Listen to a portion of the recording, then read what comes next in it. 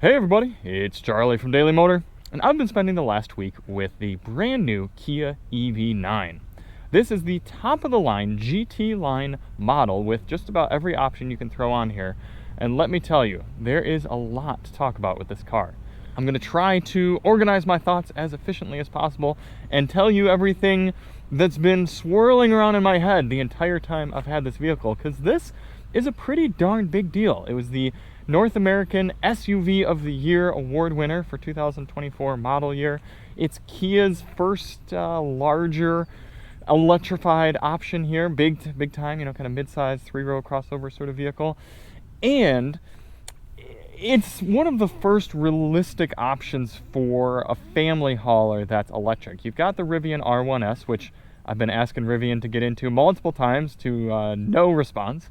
Been trying to review that one. That one's a little bit larger and obviously from a less conventional automaker. And then there's the Tesla Model X, a car that I drove and did not care much for. I think it's the least desirable model in the Tesla lineup right now, and it's also getting quite stale. So this EV6 has a lot going for it, both in the looks, the driving department, the interior packaging, the features, and maybe the price. This one you're looking at right here, $80,000, which there's no getting around it. That's a lot of money. In fact, I built one out earlier before doing this review, a little bit more modestly spec'd. It was a wind all-wheel drive model, and still getting you all of the features that I would want in a family hauler like this, and more so, even like ventilated seats up front. But that one's coming in about $65,000. So I was like, okay, that seems more reasonable. What does a comparable Ford Explorer cost? And the Explorer is coming in about $50,000 to $52,000, depending on how you kind of look at pricing and options and that sort of deal. And then I put it into sort of a cost of ownership calculator, and on some super raw numbers, it would take you about 15 years to outweigh the ownership costs if you're not factoring in any sort of tax incentives, rebates, anything like that. I mean, obviously, things can be wildly different depending on your electricity prices and your type of driving and your fuel costs. And then the fact that this car is just so much more enjoyable to drive on a daily basis than any sort of gasoline alternative. However, then you've also got the downsides of if you like to do a lot of hauling of things or long distance traveling, you've got the aspects of having to stop and charge versus just throwing fuel in the gas tank.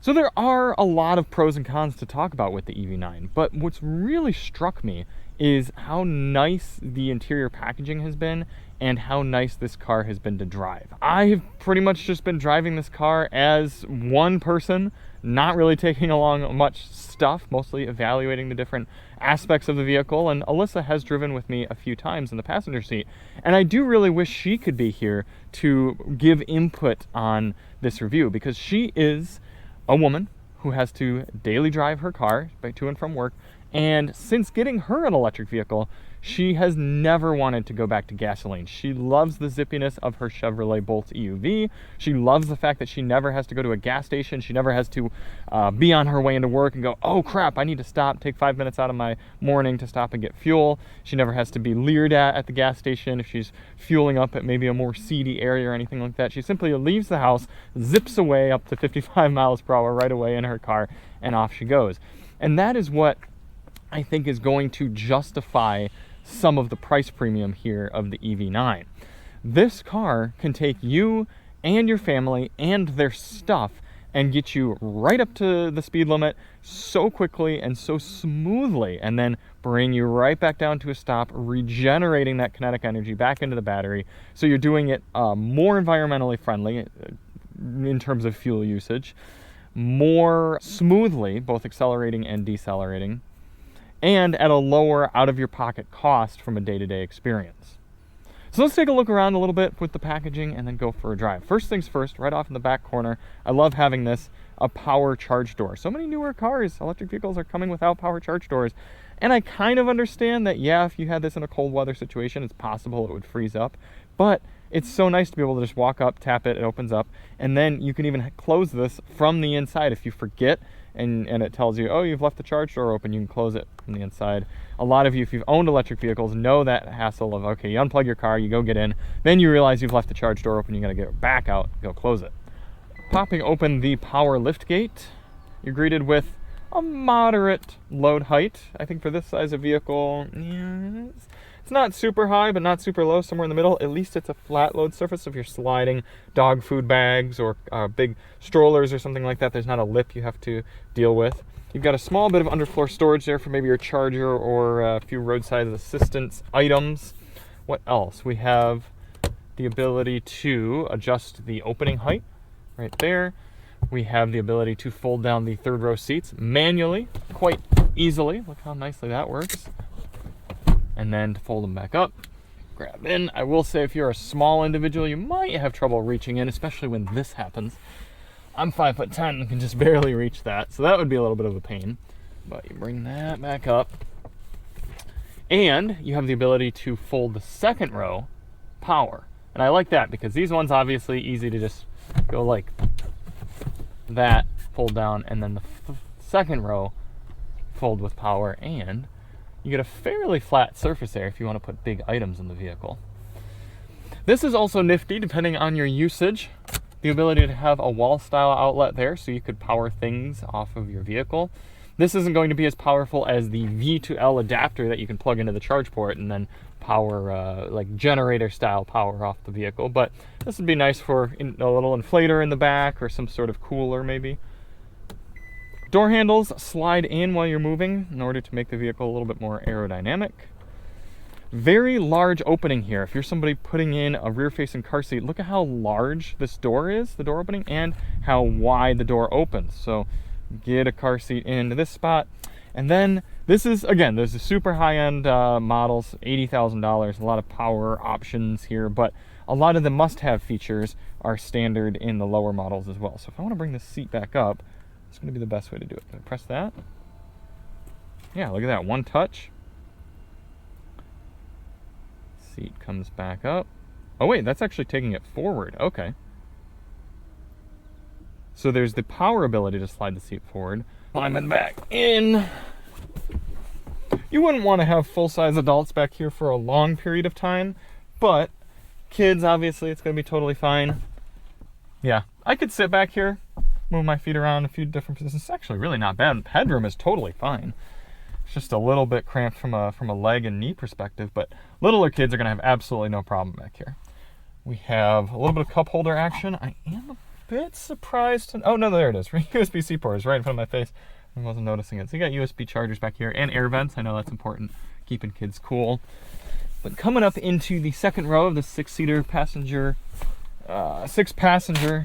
captain chair configuration, these seats are powered. I can move them way back, get a ton of room, which again, important for adults or for rear-facing car seats.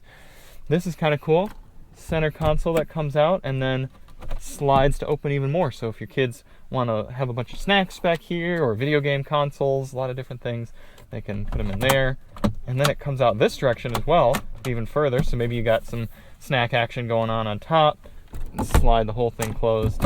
A lot of different fun adjustability, and I'm decently impressed with the build quality as well. I mean, Kia really seems to have taken their time in designing all this pretty well, because this car has not been a rattle fest driving it around. You could easily see how with all these different moving pieces and plastics and componentry, you'd get some rattles going on in the car, but it has not been the case.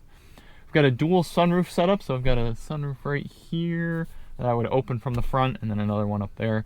But you've got climate control for the rear right there, some air vents, again important to keep your babies cool, power points, and adjustable armrests. Oh, and a few other things. This one, top-of-line model, gets both heated and ventilated second row seats and sunshades for keeping your rear passengers cool.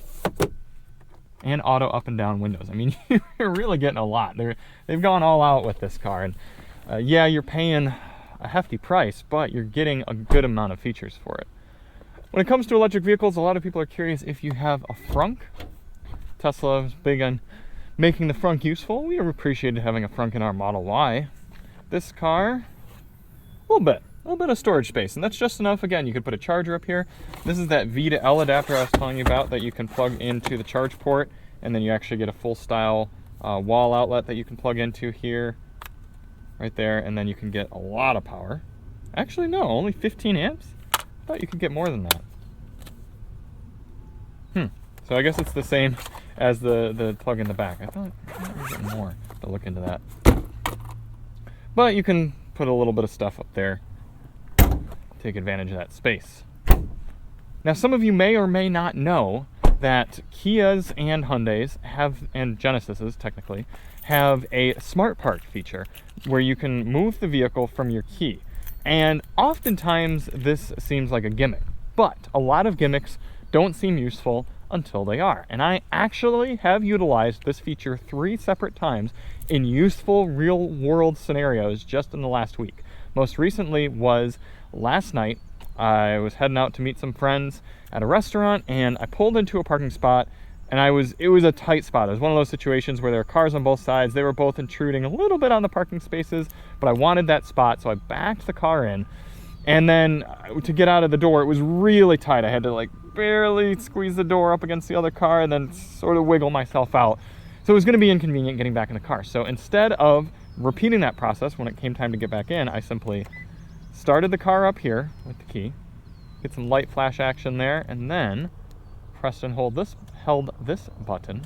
Can't speak today. And the vehicle pulled itself out of the parking spot just like this.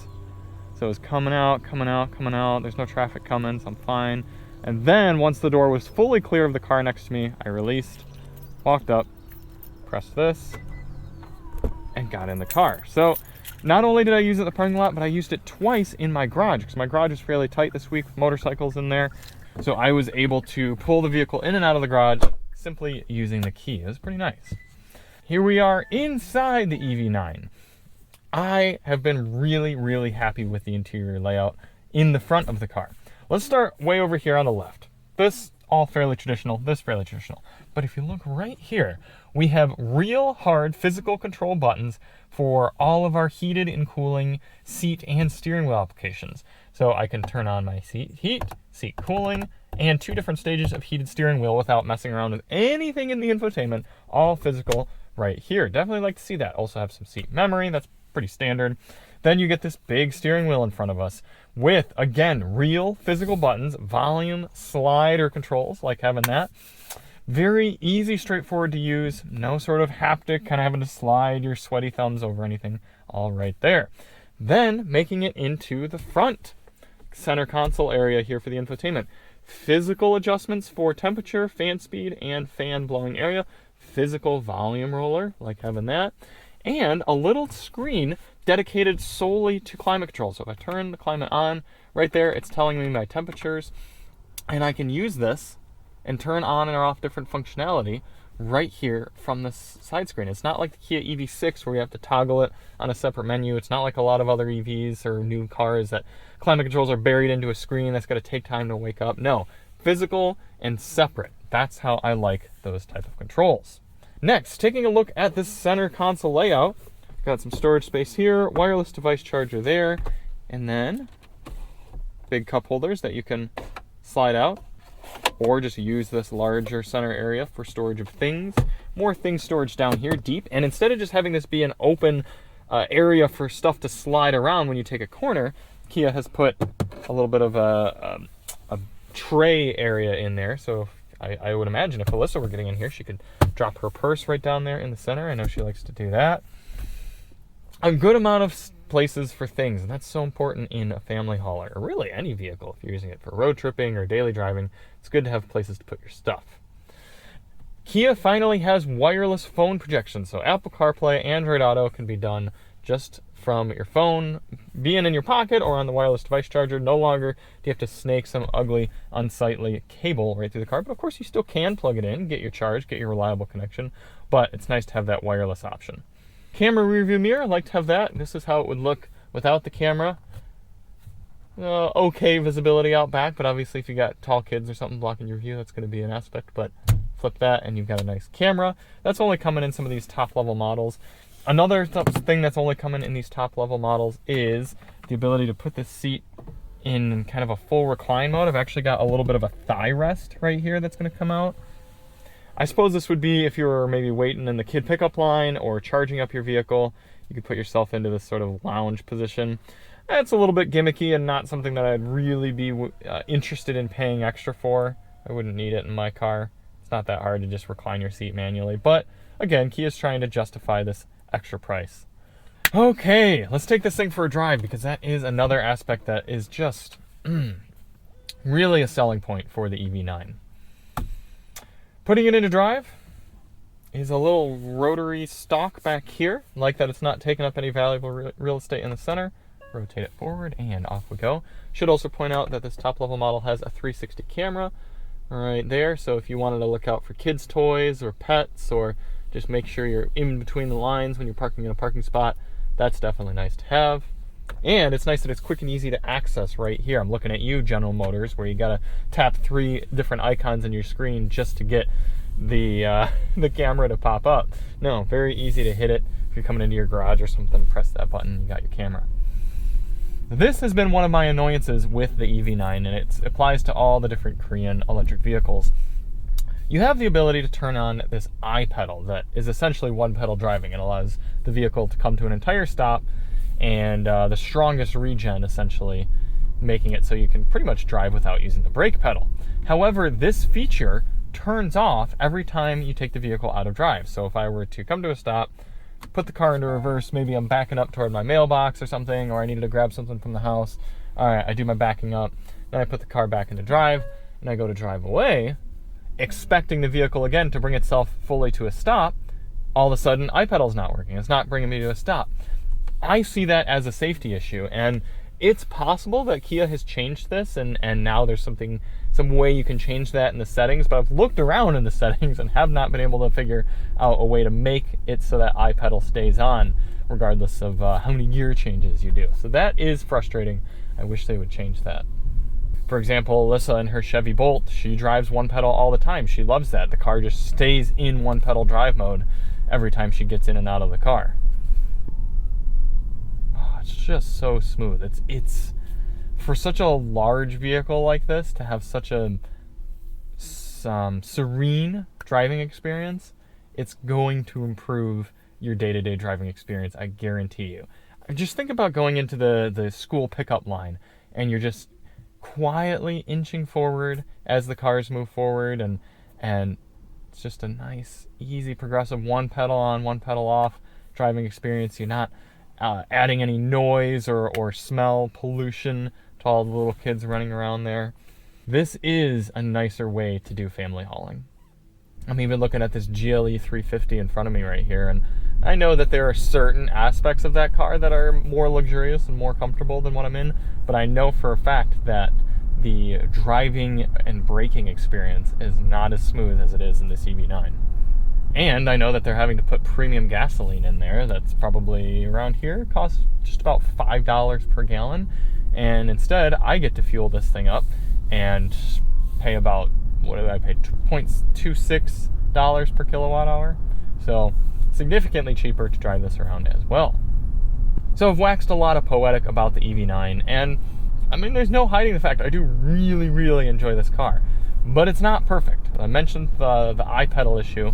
I've also had qualms with the sound system in here. This car we're driving, as I've said before, $80,000 as you're looking at it. And they give you a 14-speaker Meridian sound system that is not worthy of an $80,000 car. I've driven $33,000 Mazdas that sound better than the system in this vehicle. And not only that, but you got to get one of the top 2 trims in order to get this 14-speaker Meridian sound system. So I'm worried to hear what the 8-speaker system would sound like in the lesser trims. Maybe I'll try to make it to a Kia dealer and test one out or something, because I doubt that they're going to have one in the press fleet anytime soon. And they probably wouldn't want to give it to me because it's probably not going to sound very good. But at that point, you're looking at a $65,000 car with only an 8-speaker sound system. I'm just... Kia has come a long way in terms of feeling close to a luxury sort of product, but their sound systems need to step up to that game, because that GLE back there, I guarantee you, would sound better even with its base sound system. Now, we're at 60 mile per hour road, bringing the vehicle down to a stop here to this red light. Very, very smooth. I am going to have to apply pressure on the brake pedal, bring it to a stop. And what's beautiful is eventually this Mercedes is going to realize that they can go, there. And then the light's going to turn back green for me. And I have 2 options. I can either take off nice and slow and have it be super smooth, or I can take off really, really fast and still have it smooth. So I could just kind of go away from the light like this, no shifting, or bury it 0 to 60 in 5 seconds, advertised for this car. And that's another thing that I know Alyssa loves about daily driving her electric vehicle, is there will be little sports cars, Mustang V6, or I guess it's 4-cylinder Mustangs now, that she can keep up with in her little Bolt. And I know when she had a Tesla, she loved flooring that thing and zipping around. And the fact that this is actually quicker 0 to 60 than our Tesla Model Y was, because we had a standard range model, oh, it transforms your daily driving experience. It's so nice to be able to have a larger vehicle like this that gets up and out of its own way so smoothly. And again, even, yeah, there are gasoline cars that are quicker than this, but you're hearing the motor ring out and you're feeling it shift. And for some people, they enjoy that. But I know most people who are just using their vehicle as a daily driver don't want to hear and feel that sensation. They just want speed. They just want to be moving. Another qualm I've had with the EV6 came through in our highway testing experience. The range I was actually very happy with. We got about 260 miles of highway driving range for this vehicle, which is better than what the EPA says they're going to get. However, Kia has been building a reputation for having fantastic active lane keeping. And what I mean is there's an actual active steering system that will keep you dead center in the lane driving on the highway and negotiate corners for you and even change lanes for you if you tap the steering or the turn signal stalk. However, something about the system, and maybe it's because it's an early build car, but it was not acting confident at all during my driving experience. And that's any of the highway driving I've done on this car. It's a little bit of lane pinging back and forth, and situations where there'd be an on-ramp where all of a sudden the lines would go away and the vehicle would jerk itself to the right. That's not characteristic of Kia's active driving features. Usually they do much better than that. So that's been strange in this one. And then I mentioned it near the beginning, I've mentioned it multiple times throughout the review, but you cannot ignore the price that you're paying for this car. I mean, even the $80,000 for this top of the line model aside, even if you're paying $65,000 for a reasonably equipped all-wheel drive model, unless you're getting some sort of tax rebate or you've got solar charging at home and it's super cheap or something, you're probably not going to see that money back in saved fuel costs. So you have to actually be willing to pay extra money up front at the dealership for the smoothness and convenience of an electric driving experience, electric vehicle experience. And for some people, especially if you have two vehicles at home, if you really don't ever do road trips, that's going to be absolutely worth the extra cost to them. I totally get it. I can guarantee you, if we had two kids and Alyssa needed a new daily driver, this would be right at the top of the list for her, because she'd be able to do all her driving regularly and do it all on electricity. And when the occasional times that we do need to charge it on the go, you've got some of the fastest DC fast charging on the market. This car can charge itself, I believe, from 10 to 80% on the proper charger in about 25 minutes. I mean, that's pretty darn good. By the time you come to a stop, you plug it in, you take all the kids out, you use the bathroom with everybody, you get a bite to eat, you stretch your legs, your vehicle's ready to go for another few hundred miles. So I've got no qualms with that in terms of the market.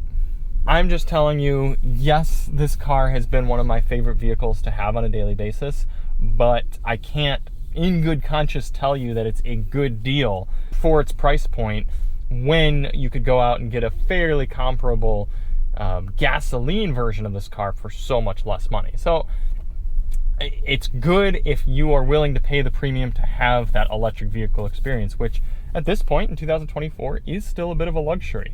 But I love where Kia is going with this car. I've loved having it around, and it's a promising future. It really, really is. So before we actually wrap the review, we're going to come to a stop and see where the vehicle places on the Daily Motor leaderboard.